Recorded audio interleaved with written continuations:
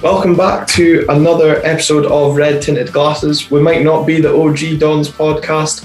Well, I'm certainly missing my OG co-host because Calum is once again sidelined. Thanks very much to Grant Campbell, who was an able deputy in his absence. But Ross Nicholson, who's been on the podcast before, has willingly stepped in to join me. So Ross, welcome back to Red Tinted Glasses.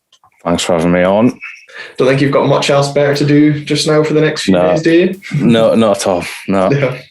No, but at least someone that was able to watch the first leg defeat over in Azerbaijan, because it's always good to have that to be able to comment on. First trip to Azerbaijan for the Dons. Would you say it's a disappointing result? Not at all, no. As I said to you, 0-0 I would have happily taken, but a 1-0. Take that back to Pataudry. Completely different circumstances over here. So, I mean, we'll be playing in about 12 degree heat compared to 28, 29 over there. So, I like how you consider that as heat, 12 degrees. As heat, yeah. You'll still be in your shorts as well. I won't be there. Oh, no, I will. No, I will. So, yeah, you will. You'll have freedom by then. So, no, I don't know. I think if it had been more than one, I would have been worried. But I think at 1-0, I think we'll happily take that and just go all guns blazing when they come over here.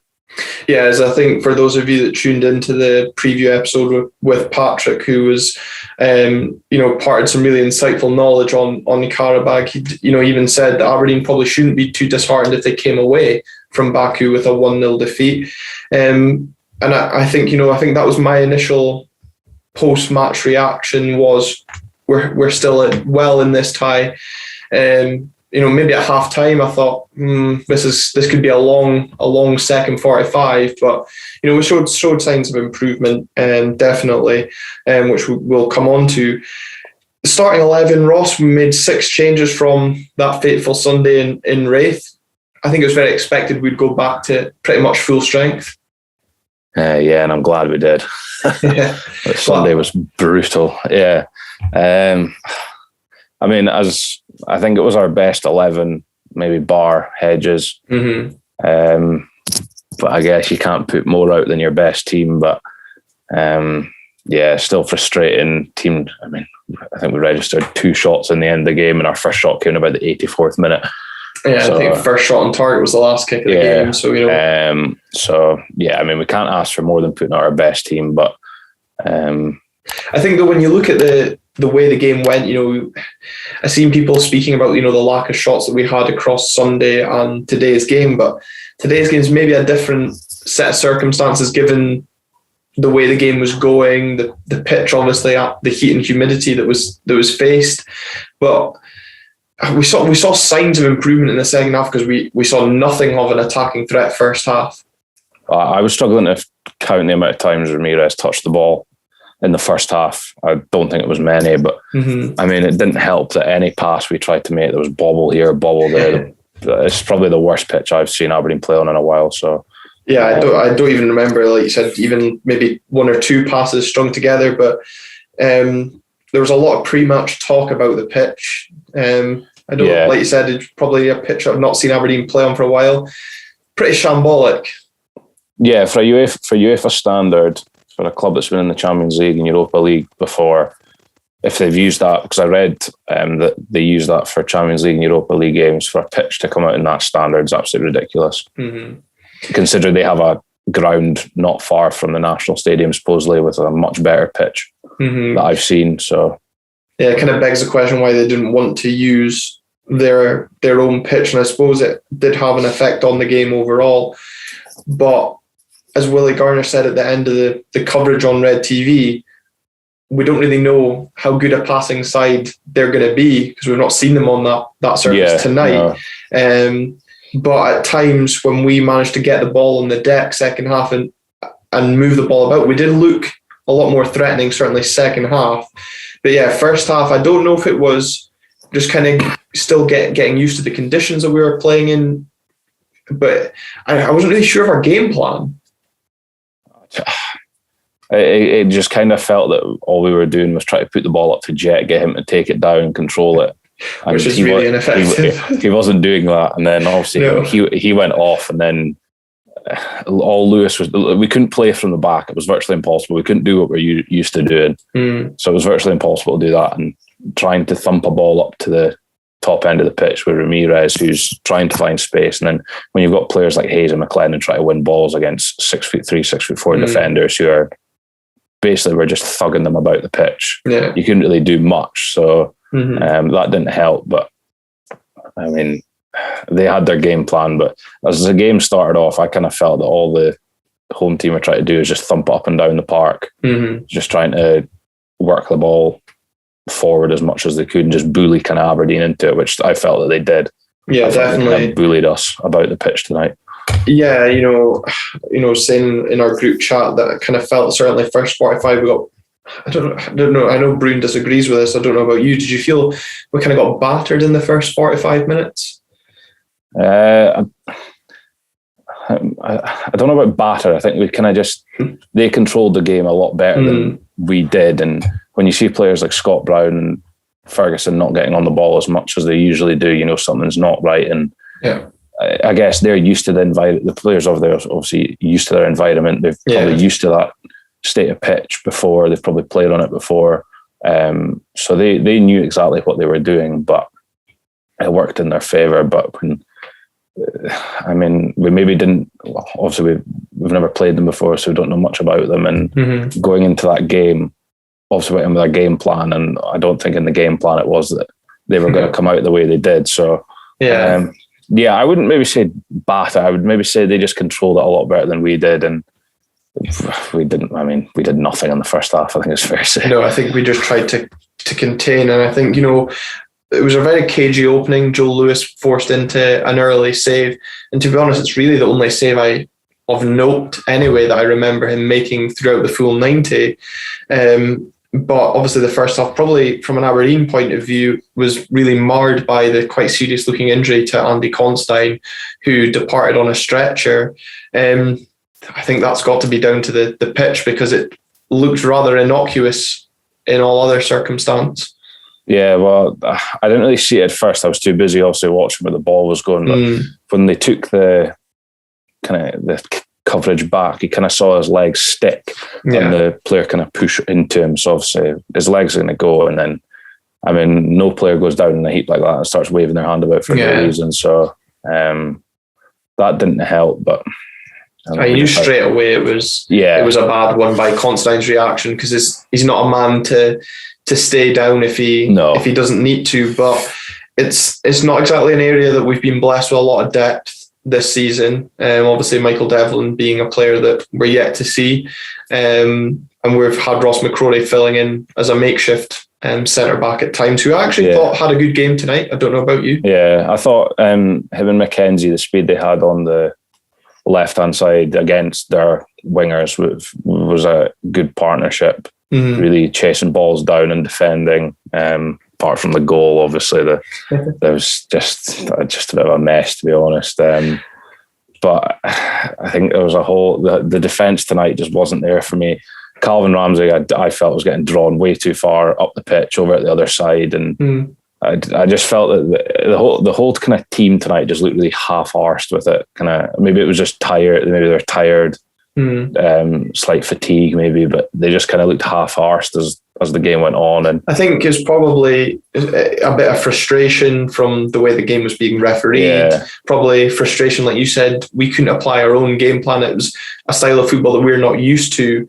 We could certainly see that a lot of the time. But just to go back on the Considine injury, it's leaving us short. He's definitely going to be out for Sunday's trip to Tynecastle, and I suspect he'll be out for next week, if not, like you said, months, potentially season-ending injury for Andy Constine.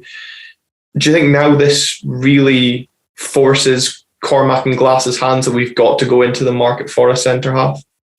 I think it does. It's just a point of, do we go out and buy somebody who we know is going to make a difference, or the usual kind of lone player that Aberdeen love to get? But, I mean, if you're going to buy somebody in with a lot of money, I mean, if you're paying a lot of money for a player, Constine's out, if that's obviously going to technically be a Constine replacement, because I mean, Aberdeen, we've seen we spent 800 grand on Hernandez, don't think he'll ever come back to Aberdeen. So we obviously want to spend money in the right way. But I mean, if we're a way to give Devlin a deal, you would think Devlin would want to play, and would Glass trust him? I don't know, but Although I suppose the question is, do we have any? I'm not really too clued up on the centre backs that are coming through the youth academy. I have no idea. I noticed there was the guy Hancock on the bench. I'm not sure if he's a defender or not. So it's maybe a question. Obviously, those of us that will remember when Scott McKenna was thrusted into the first team under Derek McInnes, and look how he developed. But it's a position that I'm not too clued up on, certainly from the youth perspective. So we could maybe see a youth player make their debut for the team on Sunday, because I think he'll definitely have one eye on Thursday when we go into Sunday's game. Will we want to rest the likes of McCrory and Gallagher? We'll certainly come on to that. But we found ourselves 1-0 down not long after Constantine went off. For those of you that have been following us on Twitter, if you don't, you can do at @RTG_podcast. You'll have seen us retweet Gary Mulroney, who did a really good tactical analysis of Qarabag pre-match. And one of the things he said, stated was, when they come forward, they like to cut inside to create opportunities. And the goal came about from Jamie Romero cutting inside and getting a shot away, albeit through Johnny Hayes' legs and finding the bottom corner. It was a bit of a shame to see Johnny Hayes left with two men out wide. Do you think Aberdeen, from an Aberdeen perspective, Ross, do you think we could have maybe done a lot better there, or not? I think, definitely. I think the thing with Hayes was also focused on the man running at him with the ball, and the man overlapping him. And when a defender's in two minds like that, they can only make one decision. And I think Hayes made the decision that a lot of other people would have made, is got with the other man. And then when the guy pulls the ball back, and Hayes has got obviously stretch out, and it's just unfortunate it's gone through his legs. Lewis maybe hasn't seen it clear, but you never want to see a keeper conceding at his near post. And I think on that though, I think I knew you might bring that up, but there's been a lot of criticism for Joe Lewis recently, but I don't really know. I think as well, if he's unsighted, but when you look at the camera angle behind the goal, his body weight is actually shifting away from where the ball ends up. He's not expecting, rightly or wrongly, the Romero to shoot in his near post. But also as well, you don't want to blame the pitch constantly, but it does take a little bit of a bobble, because almost like it does just loop over his hand, because he is close to getting there. I do think that just moment of he wasn't fully set, his body weight was just towards the right hand side, and he just couldn't get down there quick enough. And I think for a big keeper, it is difficult to get down quickly to those sort of things. Yeah, I think he would have been disappointed with him. We talk about baubles. At least there was another Maribor moment.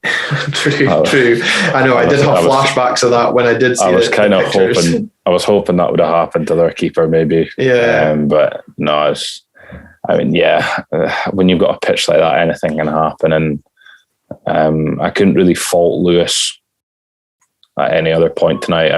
You said he made that save in the first half. He had another good one in the second, just at the end of the game when he came rushing out. Yeah, no, I can't believe I've already forgotten about that save. I thought he did well there. It's in my notes. Yeah, but no, I think just as an overall, I think walking away with a 1-0, considering how much they dominated the game, I think we'll happily come back here, and we can only go for it, and we'll just have to see what happens.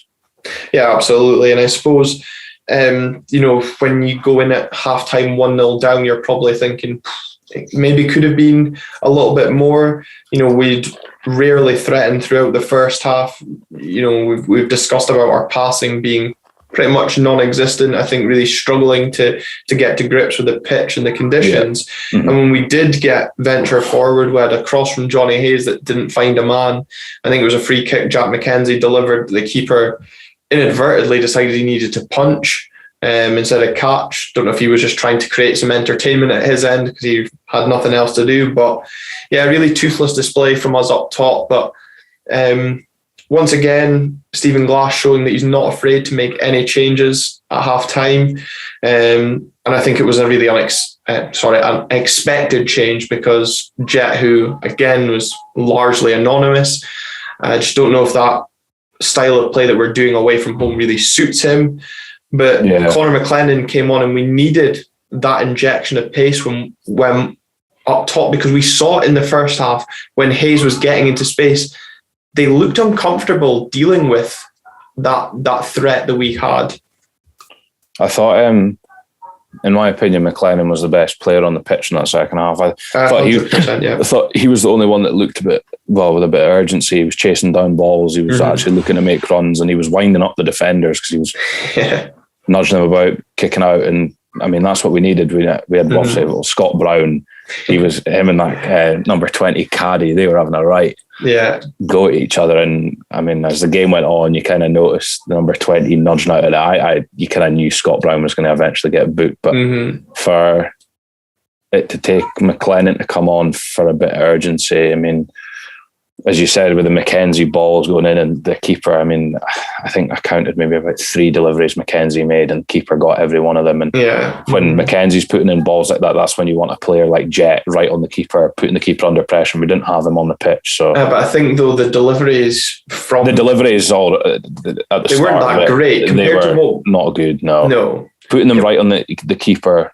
It never works. It's literally just handing the keeper a golden ticket to come and grab the ball. You want it to be front post, first man nod it on or something. You want it to be in the middle of the pack. But when you see a keeper coming out that easily to just pluck the ball into his hands, I mean, and in those conditions when I think again it was touched on in Red TV that when you've got your centre backs trudging all the way forward for these set pieces, you're looking at, obviously we didn't have Constantine, but you're looking at Declan Gallagher as being someone you want to get on the end of these. With, again, you touched on there, no Jet being on the pitch, that there's our aerial threat, maybe Christian Ramirez as well. You need to be hitting your man, not giving them back easy possession, because at times it was almost allowing them to counter, and you're also having Calvin Ramsey out of position because he's just running up to touch the ball before Mackenzie's whipping it in. And, we saw against Dundee United in the opening league game of the season just how excellent Calvin Ramsey can deliver a set piece. So I was actually a bit disappointed that he wasn't allowed to take a couple of those free kicks. I don't understand it. I mean, we saw kind of Mackenzie, he was delivering it obviously with his left foot, but you wanted a bit of pace and speed on the ball. Ramsey, obviously from that left-hand side, but fair enough, if it was from the right-hand side, you'd want a left footer on it. But for Mackenzie to take every single one, I mean, I don't understand this whole 2 players going out and 1 player putting his hand in the air. Hayes and McGinn used to do it for corners, and it made no difference whatsoever. But you want a player who's going to ping it in with speed and pace, and we know how good Ramsey is at crossing the ball. And I think it's a good point you made, because the 2 free kicks that certainly ring true in the second half were on that left-hand side, and I thought that was almost perfect angle for Ramsey to whip it in with pace, because it's going into goals, whereas Mackenzie's they're already going away. And the one time we saw it reach an Aberdeen man, Lewis Ferguson was just heading it back into really no man's land. Unfortunately, couldn't generate enough power to knock it back across goal. So there's things that we can work on, because we weren't at our best tonight, far from it. And I think towards the end of the game, we certainly showed that we were maybe a little bit fitter, but hopefully next week we've got a little bit of a better referee, because I can't believe it took so long for them to finally receive their first booking. Well, that's what I was wondering, because a point popped into my head at the end of the game. I could have sworn that there was some form of reason that it was the same referee for both legs. Well, I thought that against Hacken that we had the same referee, but we definitely didn't. So no, I think there will be there better be, because the tweet of the night that really amused me at Granite 1903, Alison on Twitter, saying, "Is this referee on work experience?" Because it really did seem like that at times. Yeah. Well, I think it must have been about I think it was about 25 minutes into the game, and all I could think to myself was, this ref had no control over the game whatsoever. He had no idea what he was doing. And it got to the point. he just plucks his yellow cards out of his hand for no reason. I mean, he was telling, it was when Ferguson went down under the challenge from the back, which I thought was a horrible challenge. Yeah. The ref's telling him to get off the pitch.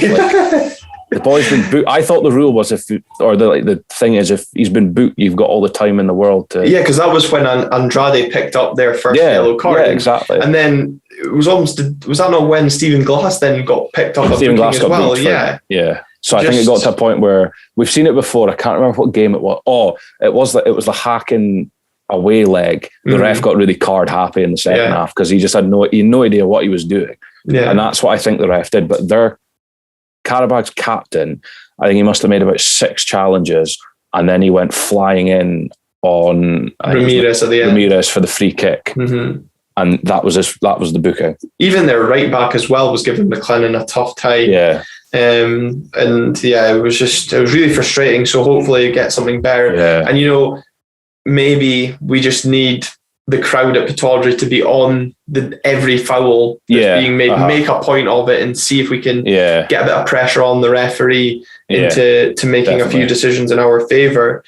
We saw with obviously the temperatures, we saw water breaks introduced both first and second half, and just before the second water break, we had a great opportunity because Qarabag got lax in possession, Conor McLennan pouncing, and I don't know if it's the pitch or if it was his brain and feet. He was thinking about the next phase of play, just got the ball stuck in between his feet, and it's probably one of our better opportunities up till that point. Yeah.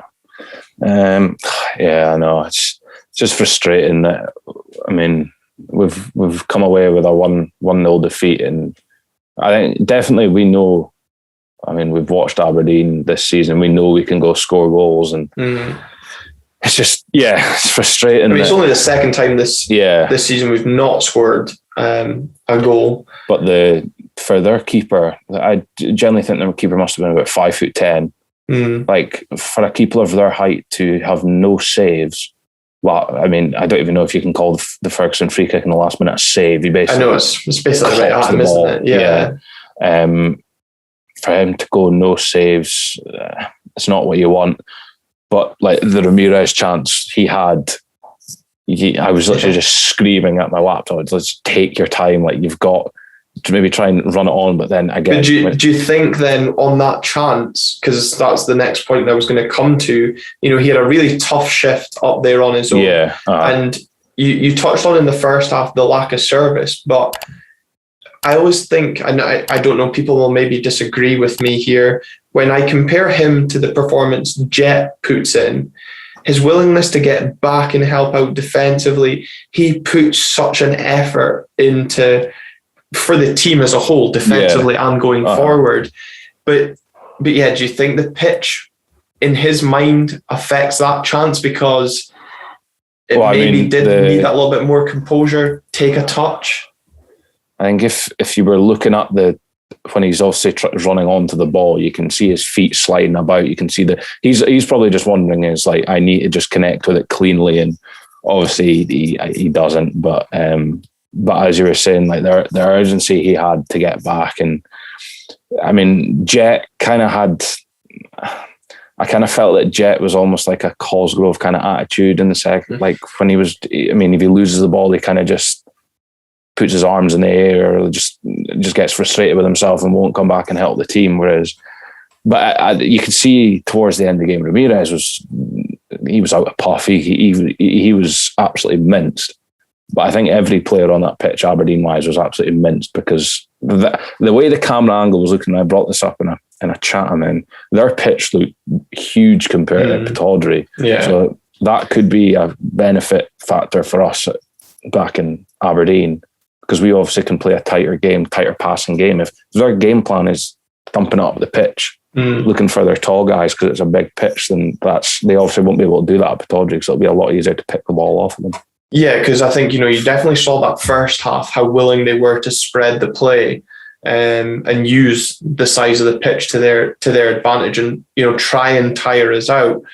And, I said earlier that we maybe showed a bit better fitness in the second half. We looked a lot better going forward.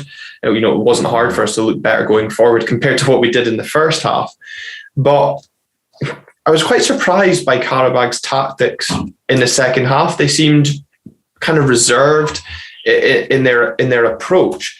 But how vital is that save from Joe Lewis from Vesovic at the end going to be in the future of this tie? No, I think, I get what you mean. They didn't seem as kind of. I think they came out in that first half thinking, right, Aberdeen we were on decent form apart from the result on Sunday. We were playing well. They were obviously thinking, right, we're going to have to play well. I was reading their manager's comments before the game. He was saying they can't give Aberdeen any space whatsoever. So they obviously had a game plan to, completely shut us down, which I felt they did. And then the second half, they obviously kind of calmed it down a bit and knew that they could just play the ball the way they wanted to. But the save that Lewis made, I think it'll be the reason that I'd hope that we go through next week, because for him to rush off his line, and it did help having the two defenders kind of close the guy down as well. It made him kind of panic and have the shot. But for the sake of him, especially that save in the first half, because the defending for that first shot, Ramsey cans it the minute he runs up the ball. Brown's can try to chase after him, and you can see Lewis shouting at the players, because he can only do what he has to do. But when you're watching defenders back away from a player or kind of just give up on him and just leaving it out the keeper, and I have had my points over Joe Lewis. I've been a bit critical with in the past couple of weeks, but when you need him, he's always there, and so. But I think as well, like kind of the point you're making there about that first effort, we saw through the second half when we seemed to be in tight areas defensively.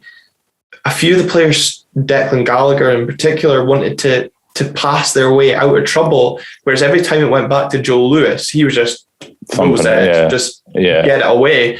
And I kept shouting in my laptop, just fucking clear it. Yeah. Just fucking clear it. Honestly, I don't care if it comes back. At least it's coming back from the halfway line, not the edge of the box. Because we've been doing it in the league. We've been putting ourselves under unnecessary pressure, and we seemed quite happy to do it again on occasion tonight. It's really frustrating. Well, when you were saying about like passing it about, every time we were pissing about at the back, the only thing that was going through my head was Jack Gurr last week at Wraith. I was like, there's going to be another moment and we're going to concede. Well, even because the chance for Vesovic came about because Ojo kind of dillied in midfield and it was a sloppy pass or caught in possession. I can't remember which one it was, but again, it was our own. We were shooting ourselves in the foot again. And it's these sort of things we talked about it in the show with Grant and Patrick. We cannot allow teams of that caliber the opportunities, and thankfully, Joe Lewis came up trumps tonight. Yeah, no, I think we'll have to buck up our ideas for next week, because they're not going to come out and settle for a 1-0 aggregate win. They're going to come out and try. No, it's funny because that's what I was going to say. Do you think in the second half, do you think they were almost happy to be we'll take a 1-0 to Pittodrie? They were just playing it, try to play down the last 45 minutes, just try to settle in, try and frustrate us, and almost take us on the counter. Yeah, we've seen teams do it before. Like they'll just play the ball about, and if they get a chance, they get a chance, which they did in that last couple of minutes. But you could see the urge of panic on kind of their faces when we were coming at them, and then we had McLennan chasing after them and winding up their defenders, and obviously that the foul in the last minute, there was a slight kind of moment went through my head of thinking, right, where are we to score it here? I put the laptop down just in case. And then when you kind of just see like the whole kind of faff about in the wall, excuse me, players getting booked, you were just thinking, just like hurry up, please just take it. And then for Ferguson just to kind of like pop it over the wall. Almost summed up our night, didn't it? Yeah. So that was kind of one of that free kick is when you want like a prime Niall McGinn curler on it. He's saving that for Tynecastle and he turns into Ronaldinho again. So but at the end of the day, so we've come away, our first trip to Azerbaijan, with a 1-0 defeat. But there's definitely reasons to be encouraged ahead of next week. Full Pittodrie, hopefully. We've gone and reduced the ticket prices. It's great to see Dave Cormack listening to the fans' criticism of the ticket prices and reducing that. And hopefully the fans reciprocate that by packing out Pittodrie. Yeah. But even, what you've touched on there, just kind of niggly fouls, just unsettling the Qarabag players in that second half. There's certainly encouragement I've taken from that second half display to be positive going into next week. No, definitely. I think from what we know, we're definitely going to be the I reckon the team that are going to come out and obviously just go all guns blazing. I think we're probably going to hit them with a bit of a shock. Yeah. Back over here, but because I was reading, they made, I think it was like 8 changes. 8 changes, yeah.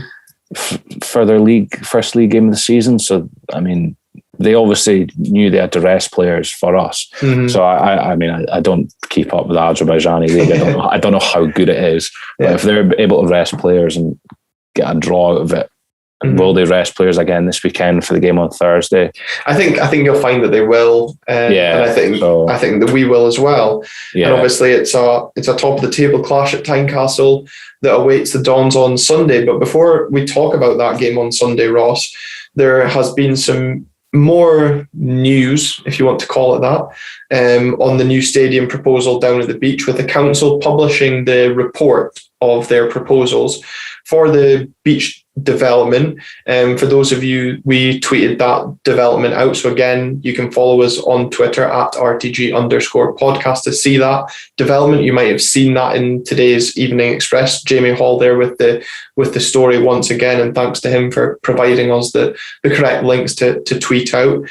And on those proposals, if you're watching on YouTube, leave us a comment down below. Are you in favour of seeing the new stadium at the beach, or do you want Pittodrie redeveloped, or should we just stick with what we have? Go with Kingsford. Let us know. And if you're enjoying what you're hearing on tonight's episode, make sure you hit that like button. And if you haven't done so already, why not hit the subscribe button whilst you're there as well? But Ross, what was your initial thoughts on seeing those developments and the pictures that were released today? Very futuristic for Aberdeen. Like maybe a bit too futuristic for Aberdeen. Positive, I guess. Anything that isn't Kingsford is positive. So, I think it's a site that's been proposed. I think it was back a long time ago now. And why now is it only being resurfaced as an option? Because folk will start criticising previous boards as why was this avenue not explored deeper? But I would also argue, why was the council not willing to support it back then? There's been talk about the cricket pitch being an ancient burial ground, so some contention over whether that is able to be used, but also the drainage on that site in particular, because I think when there is a lot of heavy rain, it does flood. But what I liked about the proposal there was that they were going to build into the side and down into the ground, so the stadium it's not going to tower over the road. It's going to kind of be built into it, but they're also thinking about the facilities that are already there, keeping the ice rink and developing that.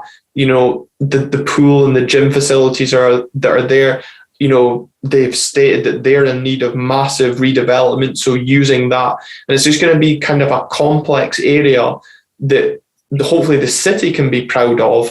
But I suppose another kind of talking point was, if it is going to be kind of council led, we need to make sure that the club are not tenants in the stadium that we own. We own it, no, I completely agree with that. I've got the kind of screen up in front of me with it, and you can see. I can't remember the last time I was at the Beach Leisure Centre down in that area, and I don't think I've ever seen a game of cricket go on in that field before. So I think if you were to.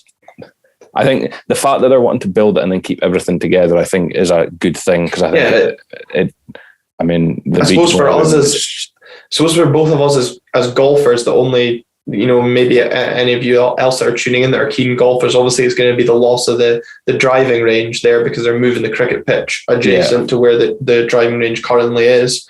So yeah, we'll lose that from that area, I suppose. But I'm all for this zip lining down from Broad Hill to Pittodrie.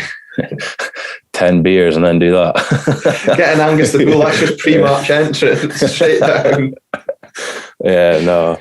It'll be interesting, but as I said to you, it's just so futuristic. Yeah. Like, looking at something like this, and it's so futuristic it can't be Aberdeen Council. Yeah, no. For a city like Aberdeen to be proposing something like this is just, it's maybe a bit too extensive currently. But I mean, for what they're wanting to do, it's moving forward, because I mean Aberdeen's.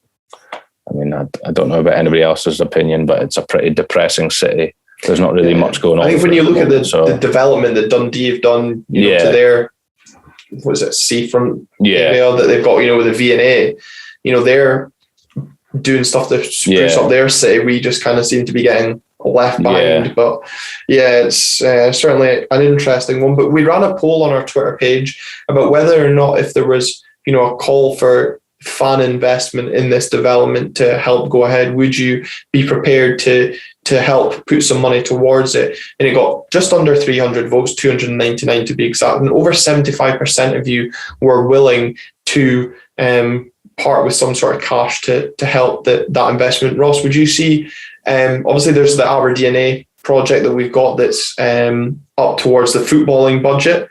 Would you like to see something else on top of that aimed at a new stadium, or is that kind of too much to ask fans when it's already tough times financially? I think in the environment that's what's going on at the moment, I think Aberdeen Football Club will be aware that people don't have, or some people maybe don't have, heaps of money to be obviously spending at the moment. People are just slowly getting back up on their feet working and stuff. But I think for the football side of it, I think because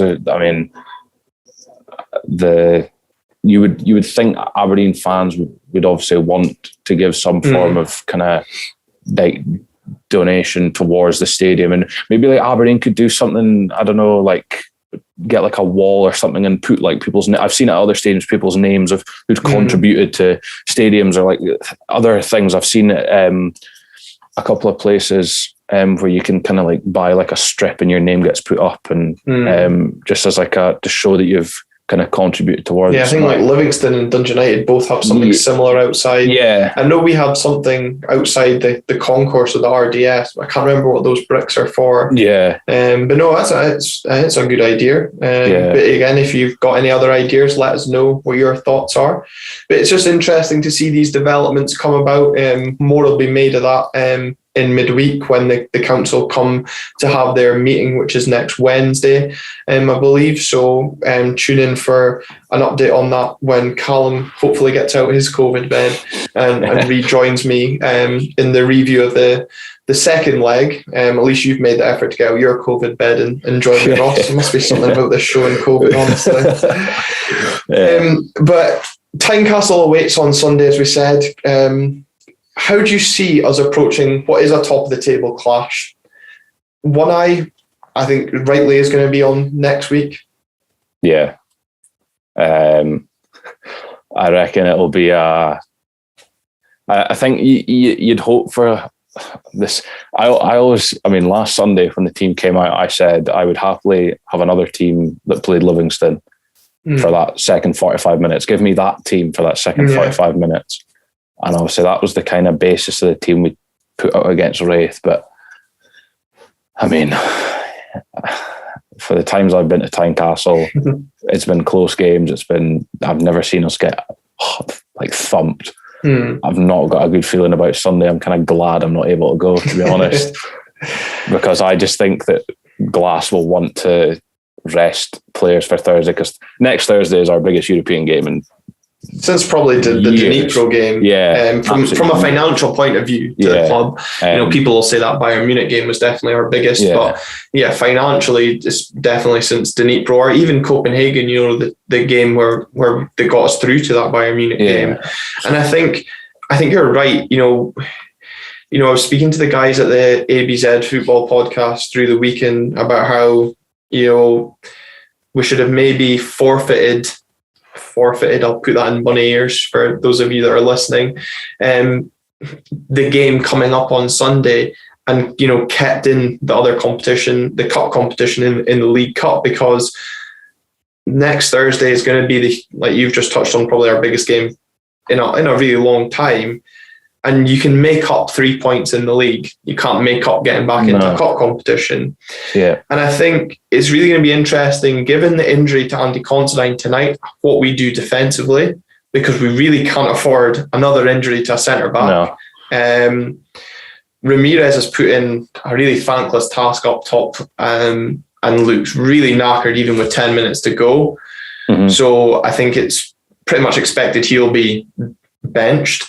I don't want to say dropped, because that rest we'll go with. Mm-hmm. So probably see Jet lead the line again, see how long he lasts this weekend. I did put Michael Roof's name forward, let him loose, but it's going to be interesting, because is there a case let's be honest, I was away to suggest Niall McGinn, but we've not seen enough from Niall McGinn at Livingston or Wraith. So why not? These guys are on the bench for a reason. They shouldn't just be there to make up the numbers. Yeah. If they're good enough, play them. Okay, only had a limited experience at our growth last season before being recalled. But like I don't really hold out much hope for the weekend, because Hearts have obviously had a free week. They'll go full. They'll just go full strength. Yeah, and this is going to be their first crowd. Their first game in front of a full Tynecastle since being promoted back to the Premiership. So their fans are going to be up for it, because they're always up for it when Aberdeen come to town. Correct. Because, for them it's pretty much a cup final outside the Edinburgh Derby. As cute as it is for them, because that's what makes them excited. But they also have GMS, a player who maybe wants to prove a point against Aberdeen. Do you think? Or I don't think he has to prove a point. I think he'll probably just take the piss and probably score.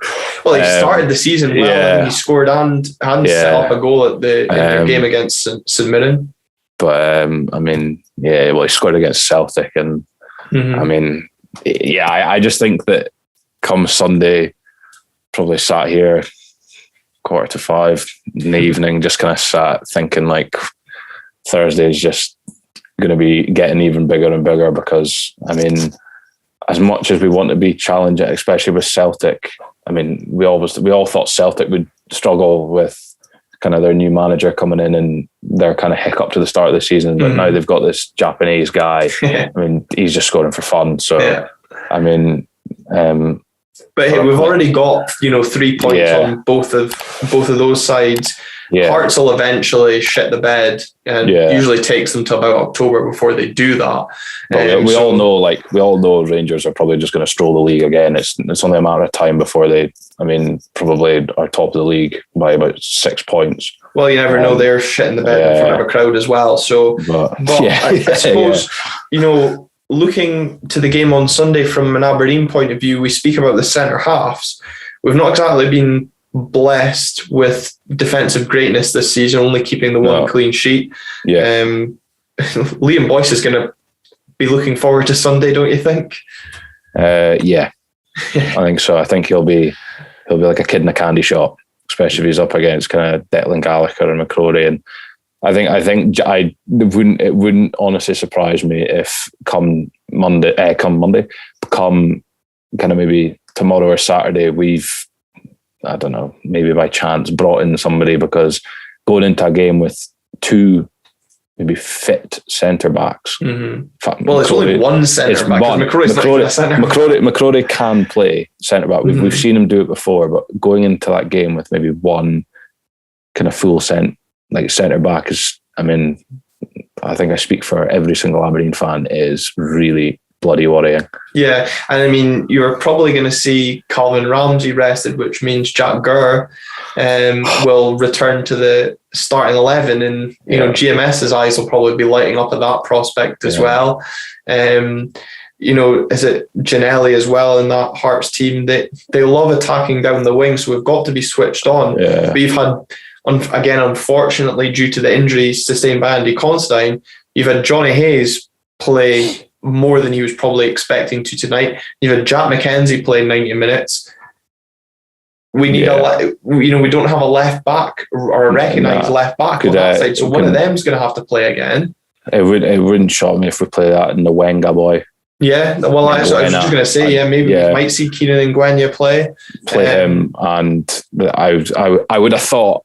I mean, I don't know how long he'll play, but I would have thought Scott Brown would have played if they've got that Hun Halliday in the middle. Just let them two rip each other apart. But well, that'll be a battle as well. And even Lewis Ferguson, he's not shy of a battle as well, but he'll be coming off that pitch tonight battered and bruised. Yeah, and it's going to be another bruising encounter because Hearts are known for being hammer throwers. They're not going to be afraid to put in a challenge, and we're going to need to see a bit of fight from this Aberdeen team because.